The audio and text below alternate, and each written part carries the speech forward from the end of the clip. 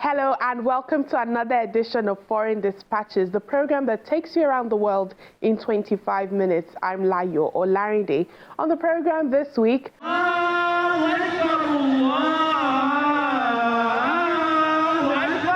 mass iftar events hold across the world as Muslims continue fasting in the holy month of Ramadan. Plus, Israel's blockade of aid to Gaza halts the lifeline of charity kitchens to thousands dependent on it. Several mass iftar events are holding across the world, even as Muslims continue fasting in the holy month of Ramadan. Faithful gather in their various homes and communities to share the meal eaten after sunset called iftar.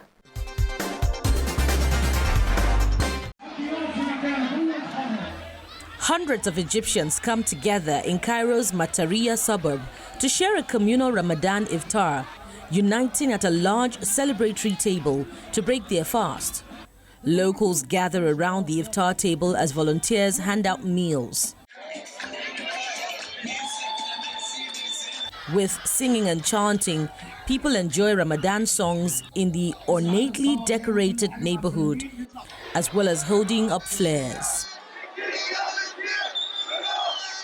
I came to see this jubilant gathering. People have created joy here in Azbek Hamada and nurtured it till it became this form that you can see in front of you. I hope that we love each other and every district tries to organize such a day. Hosting a lively and joyous mass iftar on the 15th day of Ramadan has grown into a cherished annual tradition in the Mataria suburb.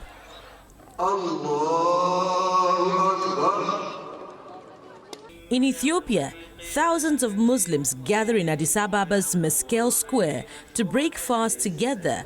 Men, women and children arrive at the annual public event, now in its 5th year, before breaking their fast at sunset, followed by observing Taraweeh prayer.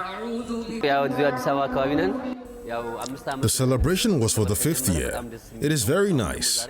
Secondly, when this celebration is celebrated in this place, it sounds like equality and also the place for all of us. This also makes us very happy. The Iftar program is very nice. I love it. This event brings together many of us Muslims from different areas. We are connected in love and happiness. I'm very excited to be here. The large street iftar is organized by the Ethiopian Islamic Affairs Council and is seen as an opportunity to show unity, love, development and respectfulness.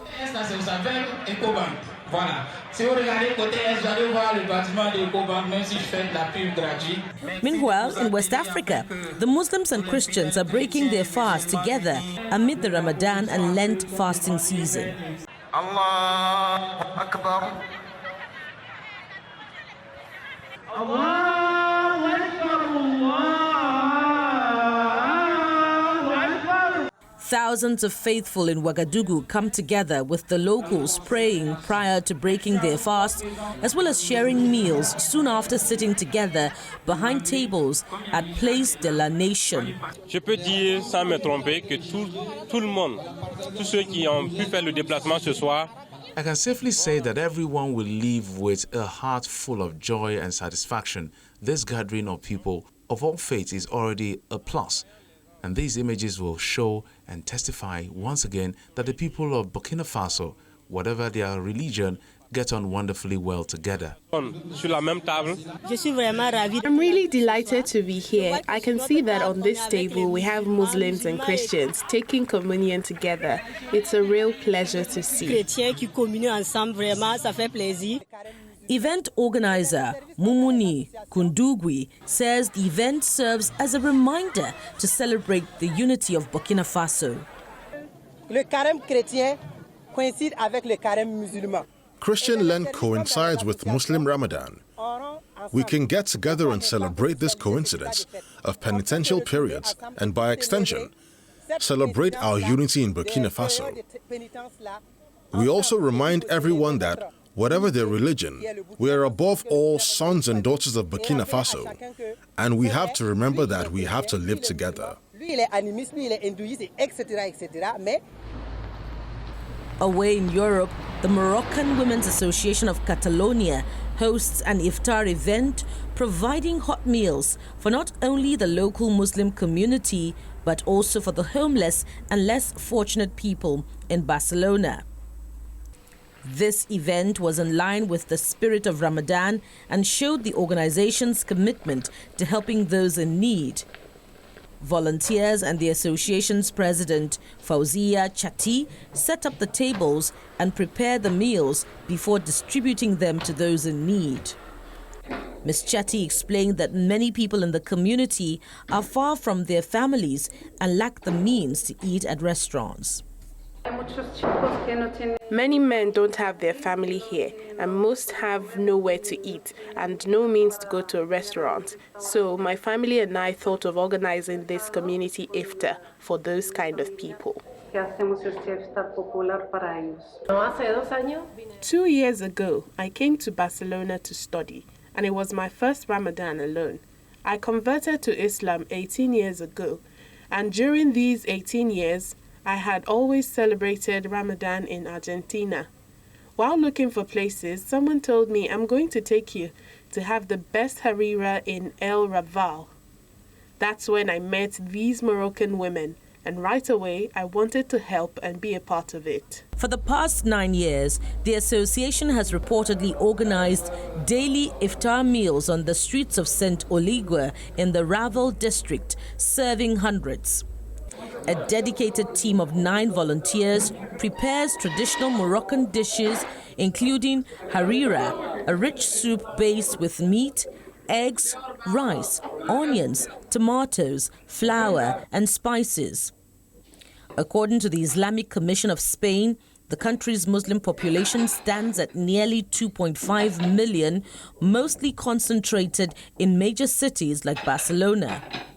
Here in the Philippines, Muslims observe prayers at picturesque mosques during the month of Ramadan. Drone footage shows the 4 magnificent mosques used for praying, including Masjid al-Islamiyya in Zamboanga and believers holding Taraweeh prayer at Sulu Grand Mosque in Jolo.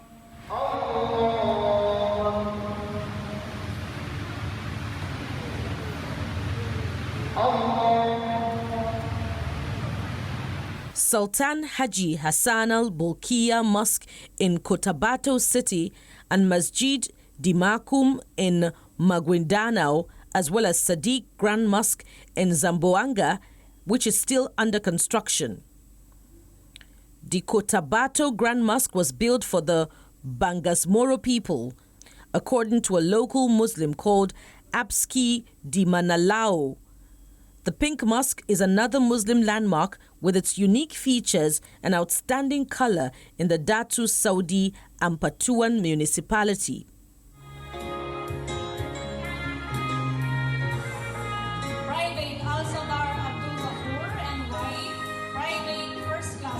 Still in the Philippines on Jolo Island, couples from across the country gather in Sulu for a mass vow renewal ceremony to strengthen their ties and affection at a marriage booster event. Make God and His Word the foundation of your... A romantic memory for this year's Ramadan as the couples walk down the aisle exchanging vows, dressed in both traditional and military attire.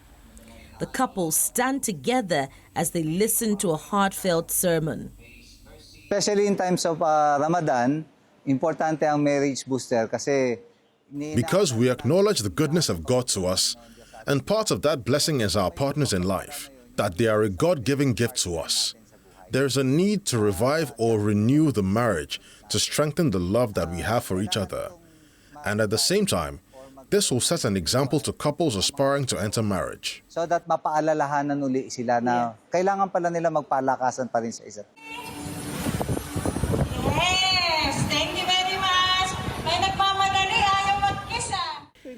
Actually, we have been married for 32 years, and a while ago, while we're saying our vows to each other, if it did not come from my heart, I wouldn't have been able to utter the words. It should be spoken wholeheartedly, and it should feel like you could not contain your love to your husband. We are always together, especially when we do su'o at dawn. We wake up together, prepare our food, then in the afternoon, we join together in breaking the fast at 6 p.m. And this is our quality time together, because prior to that, we are busy doing our work and we seldom see each other. Then after nun, maghihintay kami ng... In Tehran, Iran, the capital hosts its annual Grand Iftar feast, celebrating Ramadan's midway milestone by breaking bread over 270 meters long. This table is spread over a 270-meter wide bridge on the Tabiat Bridge, which is the fourth non-mechanized bridge. It welcomes 2,000 people on this bridge on this dear day in the middle of the holy month of Ramadan.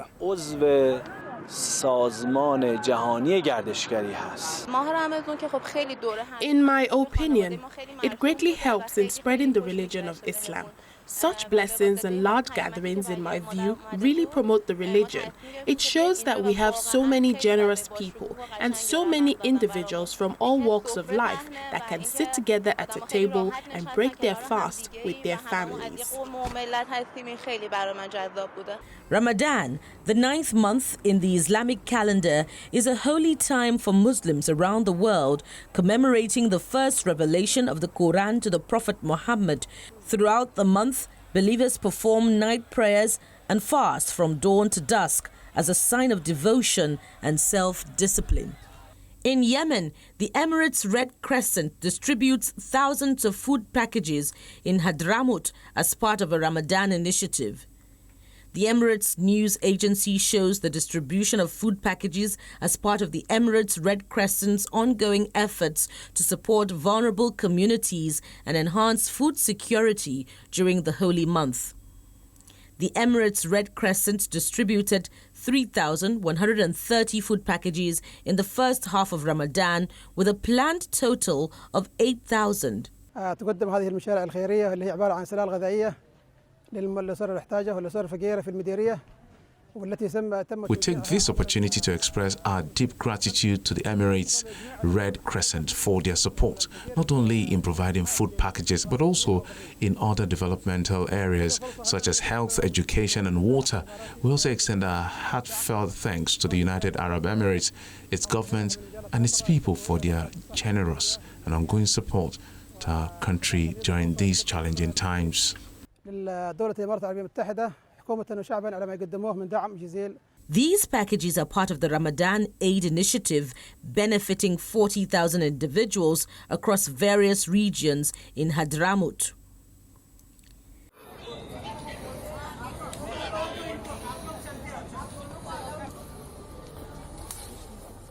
And finally, Dubai's Expo City launched its third High Ramadan exhibition, enticing dozens of residents to immerse themselves in the spirit of the holy month with cultural booths and theatrical performances.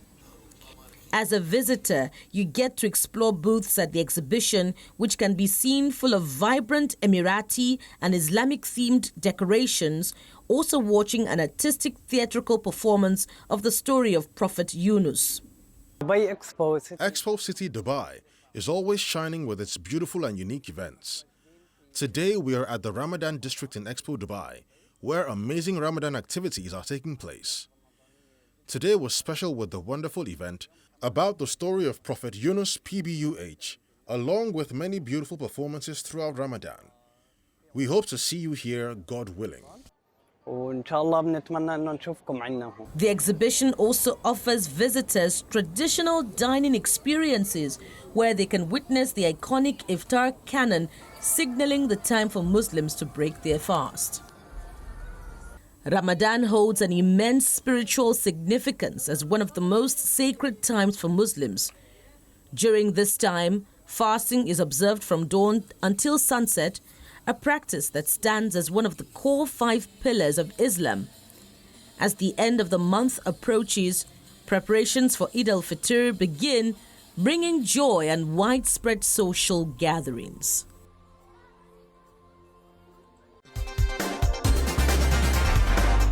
Let's take a break now on Foreign Dispatches. When we return, we join another festival in South Africa and India. Please stay with us.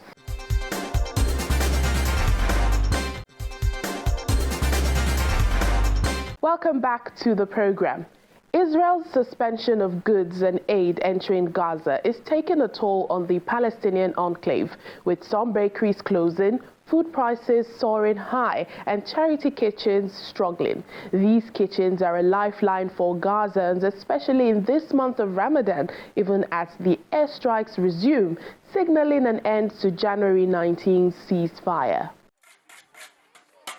Israel's most recent blockade of Gaza has passed 2 weeks, deepening the humanitarian crisis in the Strip and forcing desperately needed community kitchens and bakeries to shut down.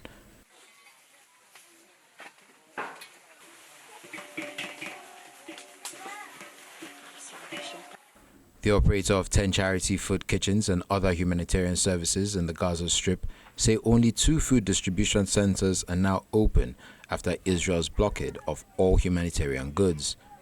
With Ramadan in full swing, the aid halt puts more pressure on the charity kitchens, a lifeline for Gaza residents. We are in the holy month of Ramadan with our team of 15 to 14 women and men, plus myself. We prepare pastries, Palestinian moussaka, and serve it with cheese, boiled eggs, and za'atar thyme as accompaniments. We also make soups daily, as well as Palestinian maftul, samakiya, and romaniya. We can say these are the more challenging dishes to prepare. Before Israel imposed the blockade, the kitchens were able to provide food for about 40,000 people in central Gaza's Deir al-Balah, but now only 10,000 Palestinians are receiving meals. Fatan highlights the challenges they face now that hostilities seem to have resumed. With the crossings closed, we face many challenges.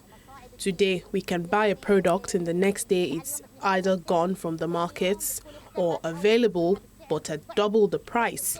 Water is hard to come by, and we even have to do the cleaning ourselves since there are no cleaning workers anymore. Gazan officials say more than 10,000 aid trucks have been blocked from entering Gaza. The demand is very intense. I can tell you that people are on the brink of starvation. God knows we're heading back to famine. The demand is overwhelming.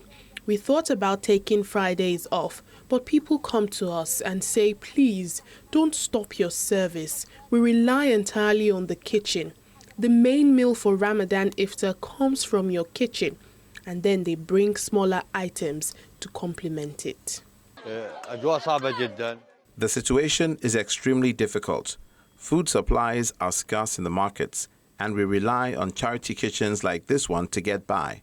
Of course, there's no money in the country, no work, and there are signs of a famine looming. If the crossings aren't opened within a day or two, we will face real famine. The UN Children's Agency, UNICEF, calls the situation urgent and demands Israel restore access to water and electricity to prevent further loss of life in the enclave, which has been devastated by 18 months of Israel bombing and siege. Israel made the decision to stop aid going into Gaza after Hamas rejected an Israeli request to extend the first phase of the Gaza ceasefire. The militant group said it would only release the remaining Israeli hostages under the terms of the already agreed upon phased deal, and not as per the plan put forward by U.S. Middle East envoy Steve Witkoff, which would see the first phase of the ceasefire deal continue through Ramadan and Passover, or until 20 April. Let's head now to India, where millions of Indians celebrate Holi, the festival of colors. The spring festival symbolizes the victory of good over evil and marks the end of winter. It's one of India's biggest festivals, with millions of people returning to their hometowns to celebrate with their loved ones.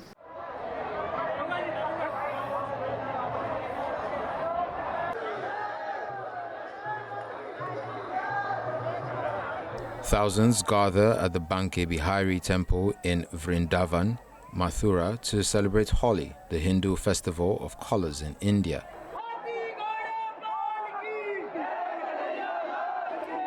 A rainbow haze swells through Vrindavan as revelers toss colored powder and water at each other.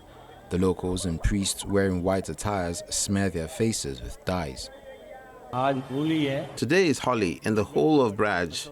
People are celebrating Holi with a lot of enthusiasm and energy, with hundreds of thousands of devotees. Today is Dulandi. In the Braj region, the festival today is called Dulandi. Millions of devotees have come here, and the festival of Dulandi is being celebrated with a lot of love and respect. Every lane, every neighborhood, and every road is full of people, all celebrating Holi with lots of excitement and joy. Holi officially marks the arrival of spring, beginning of the evening of the full moon in the Hindu calendar month of Falguna, which falls in February or March. Deeply embedded in Indian culture, Holi symbolizes harmony, reconciliation, and the renewal of relationships. Visitors from around the world flock to experience the festival's rich heritage, lively atmosphere, and vivid colors. And finally on the program, we are in South Africa, where Greenpoint's fan walk comes alive with all the vibes as Cape Townians celebrate the 2025 Cape Town Carnival. It's one of the most anticipated family-friendly events of the year.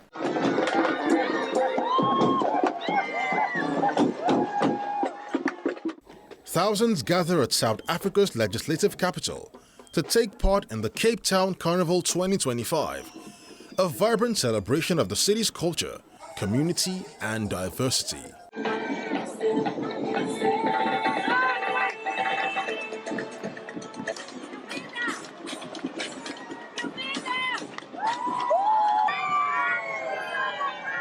Spectators watch as hundreds paraded down the streets in colorful costumes and extravagant floats.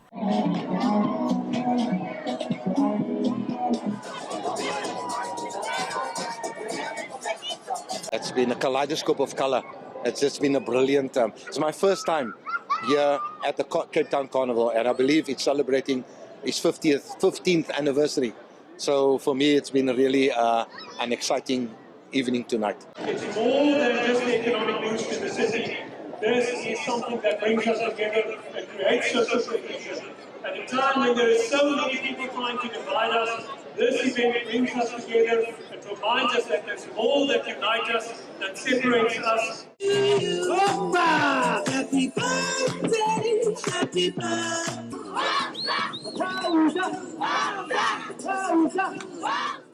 The parade saw the participation of various local artists, numerous community groups, as well as the City of Cape Town firefighters and DHL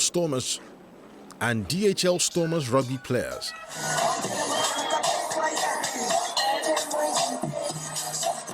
Rika, the Brazilian dancer, the flamenco dancer, she really just exhibited exuberance, dance, personality, and we even took a photo of her. And that for me stood out. But everybody else who represented a community. The carnival also featured an entertainment village, complete with a performance stage and food trucks. And at the moment, Cape Town is probably the best-run municipality in Southern Africa. And if everybody could copy in South Africa, could copy Cape Town's example, South Africa would be a better place. Marking its 15th anniversary, the carnival has blossomed into a must-attend, family-friendly celebration that showcases South Africa's rich diversity and culture.